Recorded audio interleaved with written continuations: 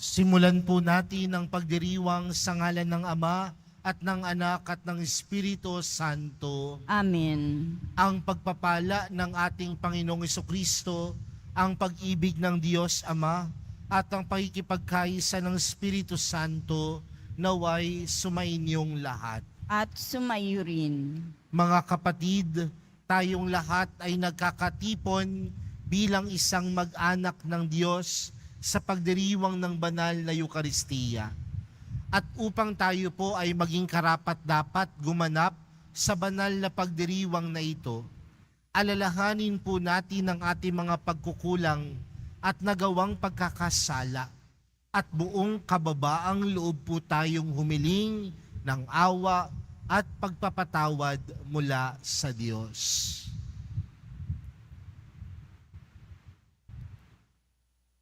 Inaamin ko sa makapangyarihang Diyos at sa inyo mga kapatid na lubha akong nagkasala sa isip, sa salita at sa gawa at sa aking pagkukulang. Kaya isinasamo ko sa mahal na Birheng Maria, sa lahat ng mga anghel at mga banal, at sa inyo mga kapatid, na ako'y ipanalangin sa Panginoong ating Diyos. Kaawaan tayo ng makapangyarihang Diyos, patawarin tayo sa ating mga kasalanan, at patnubayan tayo sa buhay na walang hanggan. Amen. Panginoon, kaawaan mo kami. Panginoon, kaawaan mo kami. Kristo, kaawaan mo kami. Kristo, kaawaan mo kami. Panginoon, kaawaan mo kami. Panginoon, kaawaan mo kami. Manalangin tayo.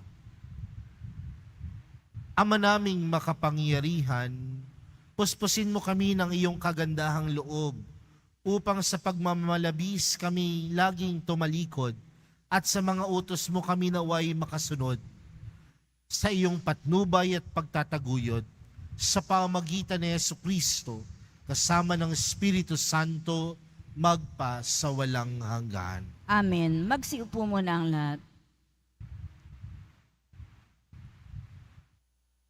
Pagbasa mula sa aklat ni Propeta Oseas. Ito ang sabi ng Panginoon, Israel, manumbalik ka na sa Panginoon na iyong Diyos. Ang pagbaksak mo ay bunga ng iyong kasamaan. Dalhin ninyo ang inyong kahilingan. Lumapit kayo sa Panginoon at sabihin ninyo, patawarin mo na kami.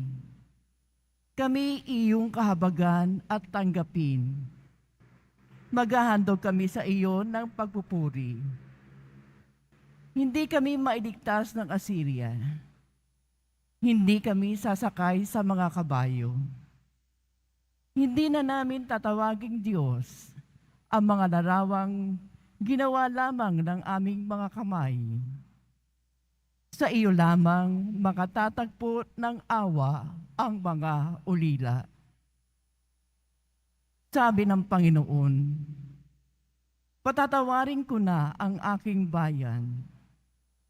Mamahalin ko sila na walang katapusan, sapagkat mapapawi na ang aking galit.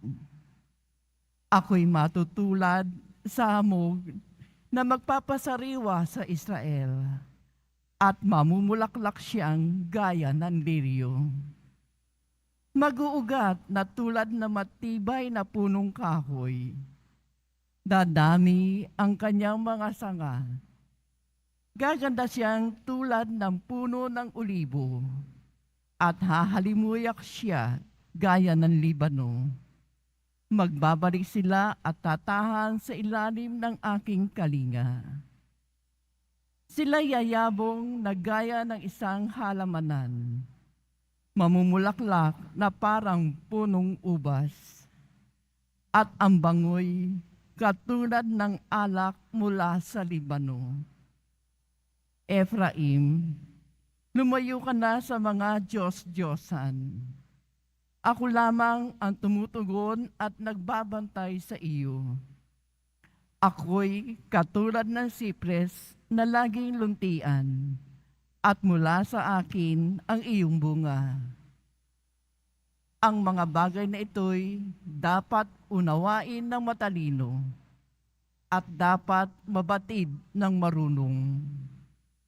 Matuwid ang mga daan ng Panginoon at doon tumatahak ang mabubuti. Ngunit madarapa ang mga ngahas na sumuway. Ang salita ng Diyos. Salamat sa Diyos.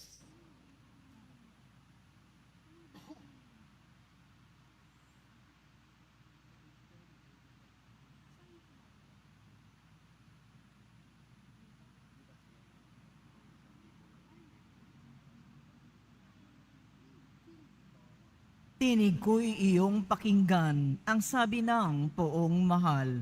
Tinig ko'y iyong pakinggan, ang sabi ng poong mahal.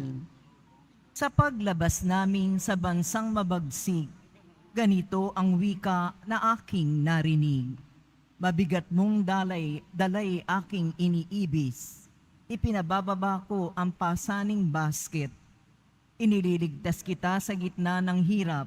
Iniligtas kita nang ika'y tumawag. Tinig ko'y iyong pakinggan, ang sabi ng poong mahal. Tinugon din kita sa gitna ng kidlat at sinubok kita sa Batis Meriba. Kapag nangungusap ako'y iyong dinggin, sana'y makinig ka, o bansang Israel. Tinig ko'y iyong pakinggan, ang sabi ng poong mahal. Ang Diyos ay huwag mong paglingkuran.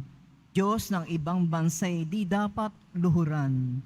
Ako'y Panginoon, ako ang Diyos mo. Ako ang tumubo sa iyo sa Ehipto. Tinig ko'y iyong pakinggan, ang sabi ng poong mahal. Ang tangi kong hangad, sana ako'y sundin. Sundin ang utos ko ng bayang Israel. Ang lalong mabuting bunga nitong trigo, ang siyang sa inyo'y ipakakain ko. At ang gusto ninyong masarap na pulot, ay siya sa inyo'y aking idudulot. Tinig ko'y iyong pakinggan, ang sabi ng poong mahal. Magsitayo na po ang lahat.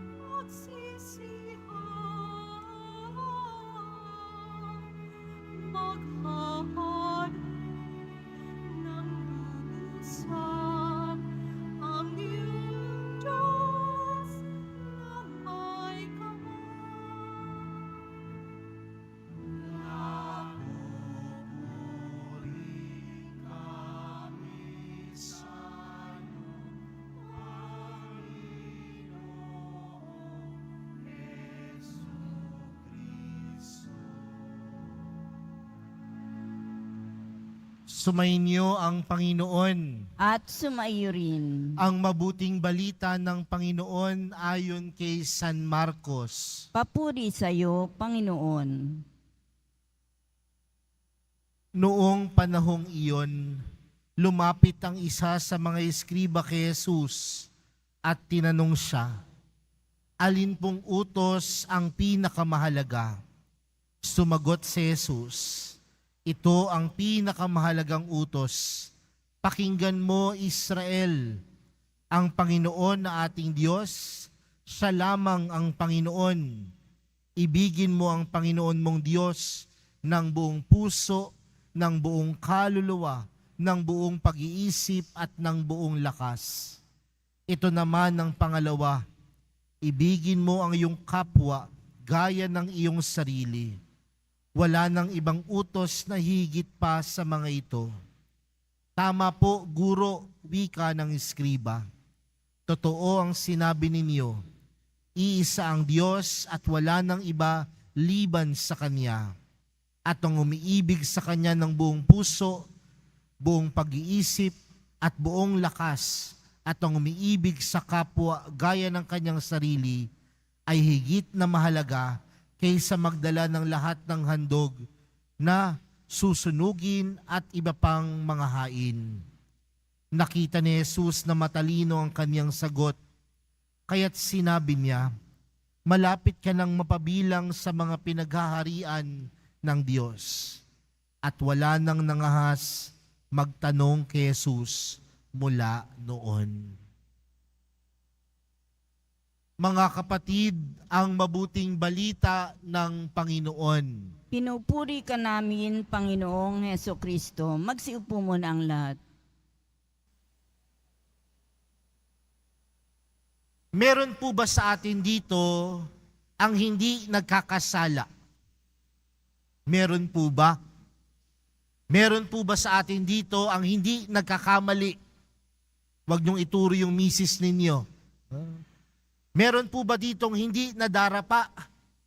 Meron po ba dito na minsan sa buhay nila nakalimutan nila ang Diyos?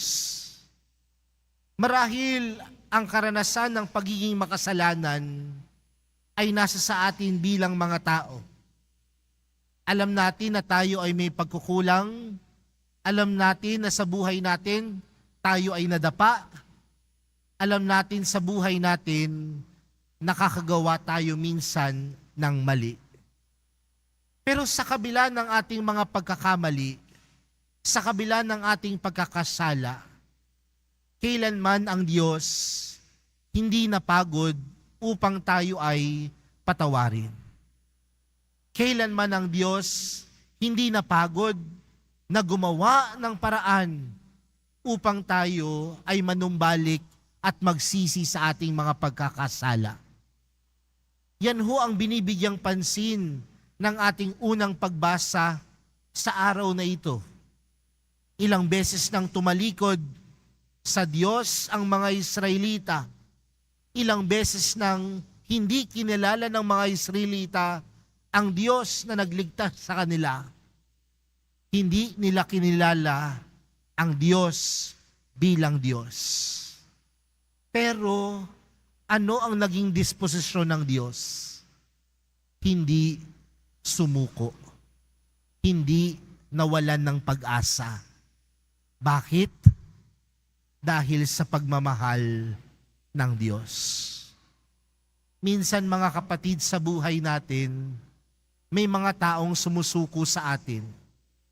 May mga taong nawawalan ng gana sa atin sa mga oras na tayo ay paulit-ulit na nagkakamali. Minsan may mga taong bumibitaw sa atin sa paulit-ulit natin na paggawa ng hindi tama. Pero tandaan natin sa araw na ito mga kapatid, kailanman ang Diyos hindi ka susukuan dahil ang Diyos ay Diyos ng pag-ibig at pagmamahal. Kung titingnan natin mga kapatid, ang pagmamahal ng Diyos hindi sumusuko. Ang pag-ibig ng Diyos hindi sumusuko. Kaya nga kung papansinin natin, ano ang kaugnayan nito sa ating ibanghelyong napakinggan? Sa ating ibanghelyong napakinggan, may eskriba na nagtanong sa Panginoon. At ano ang tanong ng eskriba? Ano po ang pinakamahalagang utos? At ano ang kasagutan ni Jesus? Sabi ni Jesus, ibigin mo ang Panginoon mong Diyos ng buong puso, ng buong kaluluwa, ng buong pag-iisip, at ng buong lakas.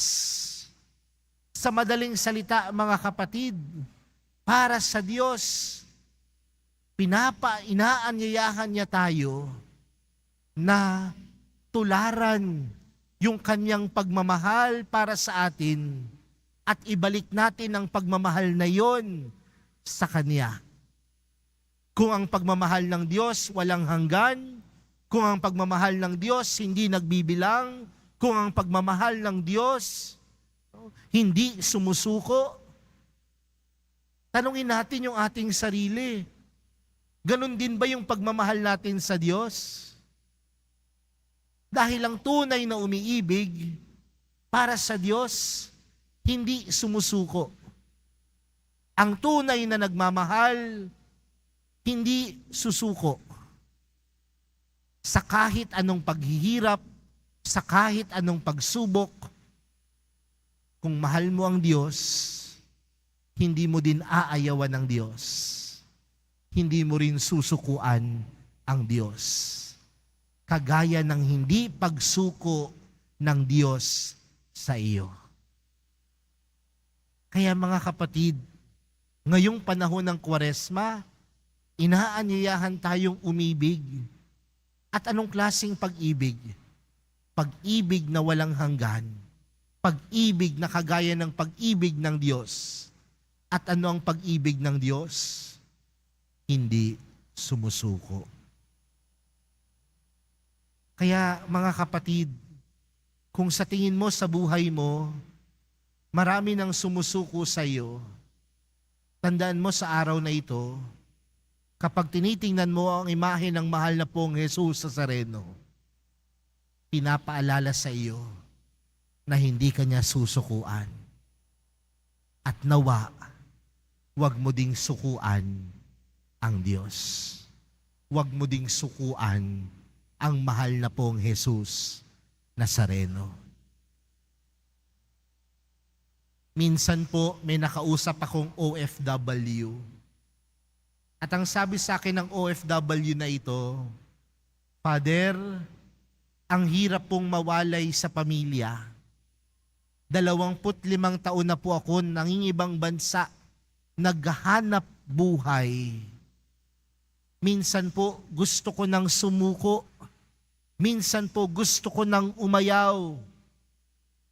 Pero sabi ko sa kanya, pwede ka namang umayaw. Pwede ka namang sumuko. Pero alam niyo po ang sagot ng OFW na ito? Pwede naman nga po. Pero dahil sa sobrang mahal ko ang pamilya ko, kailangan kong magsakripisyo. Kailangan kong magtiis. Kailangan kong wag sumuko. Ang Diyos hindi sumusuko dahil nandoon ang kanyang pag-ibig sa atin. Nawa, ang pag-ibig din natin sa Diyos hindi sumusuko. Pero may pangalawang habol ang Panginoon. Ang sabi ni Jesus, ito naman ang pangalawa. Ibigin mo ang iyong kapwa gaya ng iyong sarili, at wala ng ibang utos na hihigit pa sa mga ito. Kung tutuusin mga kapatid, ang pagmamahal sa Diyos sumasalamin dapat sa ating pagmamahal sa kapwa. Madali po ba yon? Mahirap. Dahil aminin natin o hindi, maraming pagkakataon sumusuko tayo sa iba. Sumusuko tayo sa ating mga kapwa. Sinusukuan natin kahit ang mga mahal natin sa buhay. Pero ganun pa man, paalala din sa atin, kung ang pagmamahal ng Diyos hindi sumusuko, nawa ang pagmamahal din natin sa kapwa, huwag sumuko. Kung titingnan natin mga kapatid, ano ang sabi ni Jesus? Kung gaano mo kamahal ang iyong sarili, dapat ganun mo din minamahal ang iyong kapwa. Pero oras na ikaw mismo ang sumuko sa iyong sarili, para mo na ding sinabing, ayaw mo nang magmahal ng iyong kapwa. Mga kapatid, ang pagmamahal sa Diyos, at pagmamahal sa kapwa, kailanman hindi pwedeng paghiwalayin. Bagkus, ang pagmamahal natin sa Diyos dapat sumasalamin sa pagmamahal natin sa kapwa. At ang pagmamahal natin sa kapwa, sumasalamin sa ating pagmamahal sa Diyos. Mga kapatid, malapit nang matapos ang panahon ng Kwaresma. Ilang linggo na lamang papasok na tayo sa tinatawag nating mga mahal na araw. At bakit tinawag na mga mahal na araw ang mga ito? Dahil ang mga araw na ito ang pagpapaalala sa atin na hindi ka sinukuan ng Diyos. Nawa sa araw na ito, sa patuloy nating paghahanda, paalala sa atin, hindi ka susukuan ng Diyos dahil mahal ka ng Diyos. Hindi ka susukuan ng mahal na pong Jesus Nazareno. Ano man ang iyong pagkukulang, ano man ang iyong pagkakamali, ano man ang iyong pagkakasala, laging mas namumutawi ang kanyang pag-ibig. At nawa tayong sumusunod sa kanya, salaminin natin ang pag-ibig na ito sa ating pag-ibig sa kapwa. Huwag din nating sukuan ang kapwa. Huwag din natin sukuan ang ating mga mahal sa buhay. Dahil ang pag-ibig na ito ang magdadala sa atin sa buhay na walang hanggan. Sabi nga ni Jesus sa ating ebanghelyo, malapit ka nang mapabilang sa mga pinag-aarian ng Diyos. At sino ang tinutukoy niya? Ang taong hindi sumusuko, ang taong patuloy na nagmamahal. Mga kapatid, mahalin natin ang Diyos ng buong puso. Mahalin din natin ang ating kapwa kagaya ng ating pagmamahal sa ating sarili. At yun ang magdadala sa atin sa buhay na walang hanggan. Amen.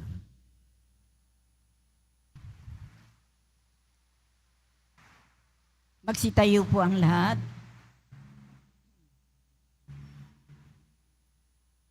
Minamahal kong mga kapatid, manalangin tayo sa Diyos Ama na pukawi ng kanyang pag-ibig ang lahat at ang kanyang pag-ibig ay matatak sa ating pakikitungo sa bawat isa.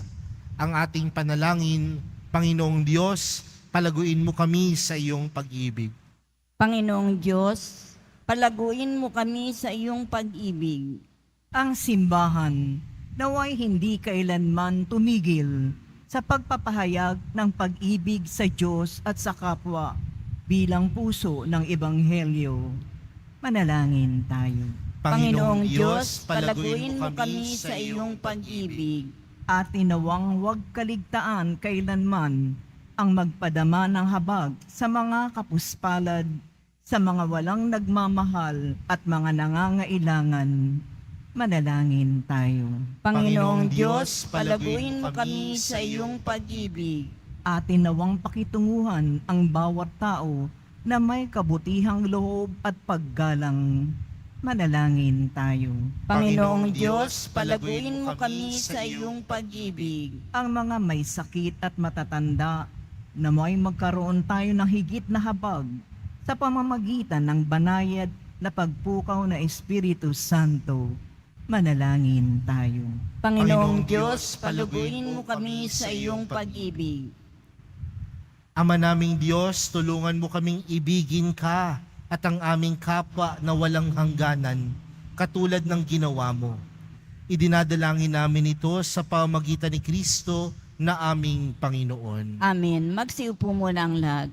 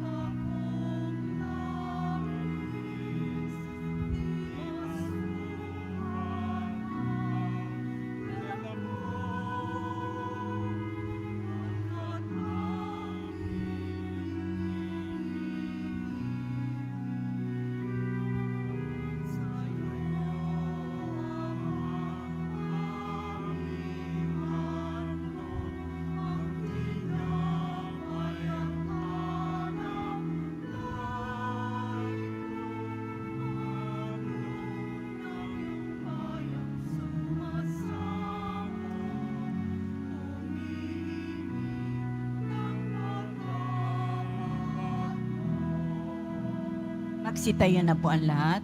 Manalangin po kayo mga kapatid upang ang paghahain natin ay kalugdan ng Diyos amang makapangyarihan. Tanggapin nawa ng Panginoon itong paghahain sa iyong mga kamay, sa kapurihan niya at karangalan, sa ating kapakinabangan at sa buong sambayanan niyang banal.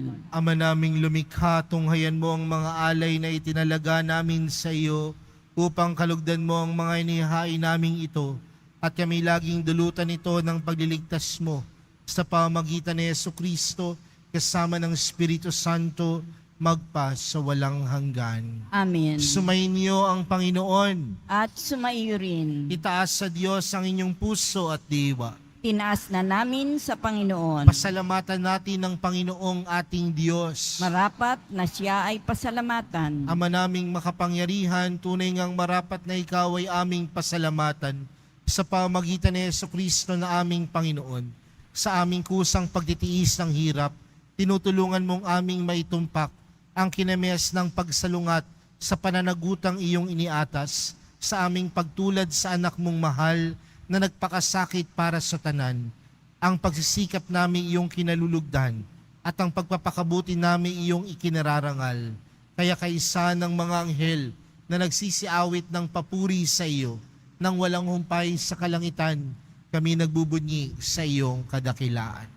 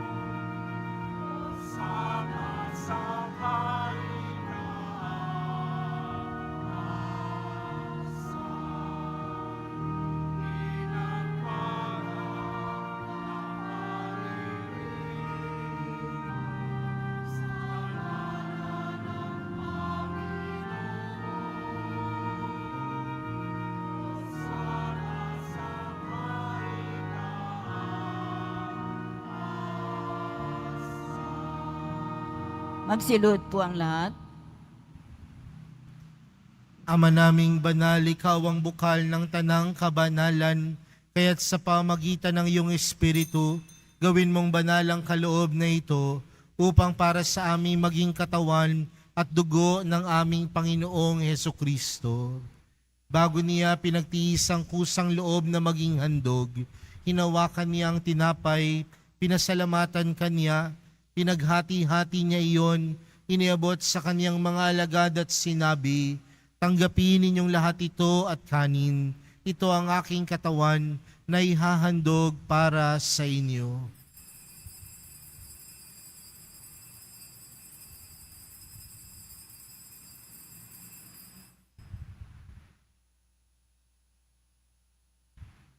Gayon din naman noong matapos ang hapunan, hinawakan niya ang kalis, muli kanyang pinasalamatan, iniabot niya ang kalis sa kanyang mga alagad at sinabi, tanggapin ninyong lahat ito at inumin. Ito ang kalis ng aking dugo, ng bago at walang hanggang tipan. Ang aking dugo na ibubuhos para sa inyo at para sa lahat, sa ikapagpapatawad ng mga kasalanan. Gawin niyo ito sa pag-alala sa akin.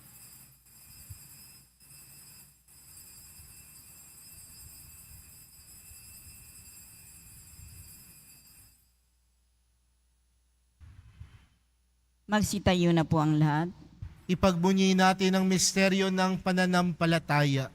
Si Kristo'y namatay, si Kristo'y nabuhay, si Kristo'y babalik sa wakas ng panahon. Ama, ginagawa namin ngayon ang pag-alala sa pagkamatay at muling pagkabuhay ng iyong anak.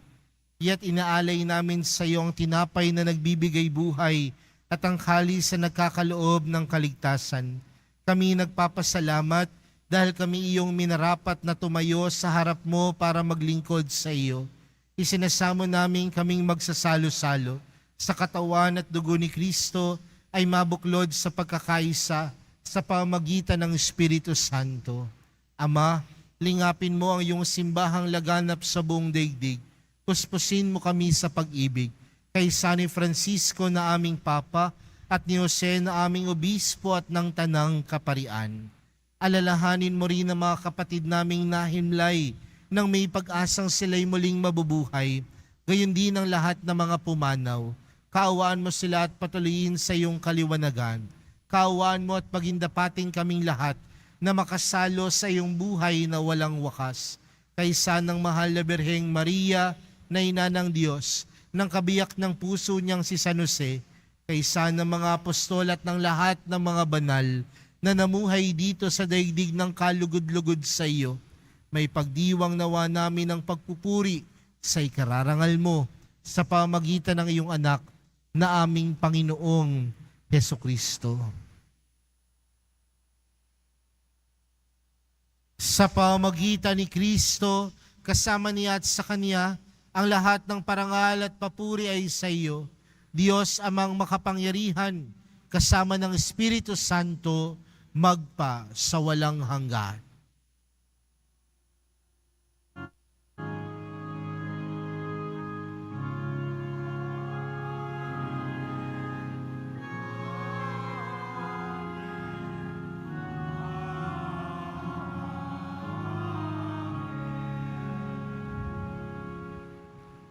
Ang Diyos kailanman hindi susuko sa atin dahil sa kanyang pagmamahal.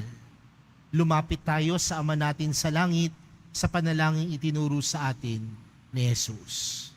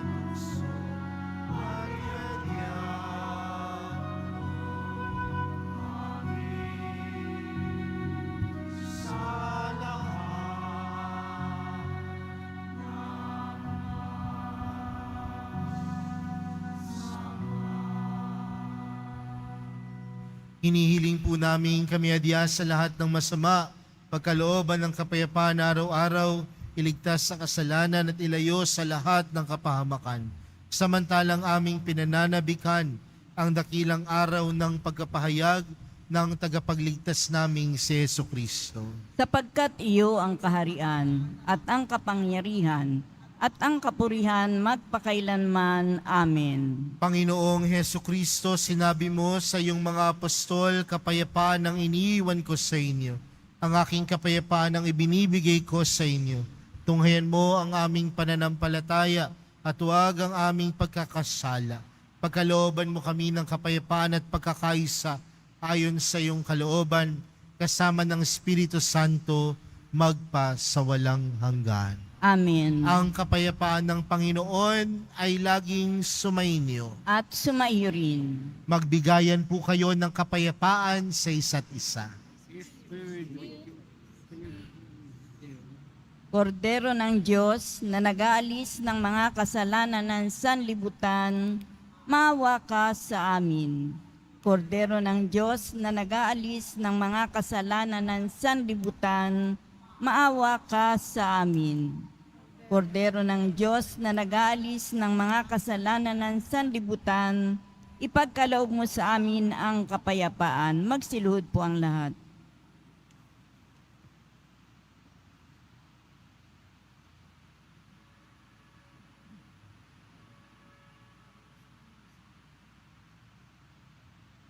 Mga kapatid, narito si Jesus, tunay na umiibig sa atin. Siya ang kordero ng Diyos, siya ang nag-aalis ng kasalanan ng sanlibutan. Mapalad ang mga inaaniyahan sa kanyang piging. Panginoon, hindi ako karapat-dapat na magpatuloy sa iyo, ngunit sa isang salita mo lamang ay gagaling na ako.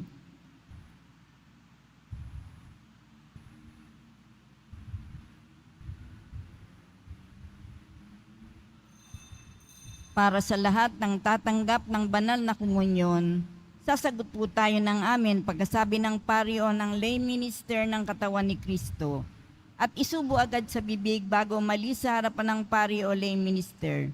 Sumunod po tayo.